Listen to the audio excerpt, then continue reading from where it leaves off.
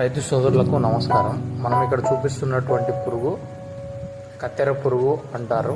Fall army వామ్ agriculture టర్మినాలజీలో. ఇది ప్రధానంగా మొక్కజొన్నలో హోల్ చేసుకుంటూ డౌన్ సైడ్ వెళ్ళిపోతుంది. దాని యొక్క లక్షణం ఇది యవ్వన దశ, కత్తెర పురుగు యొక్క యవ్వన దశ. దీని యాజమాన్య పద్ధతులలో విటాకు గుళికలు అనేటివి ప్రధానంగా వేసుకుంటే ఇది నయమవుతుంది.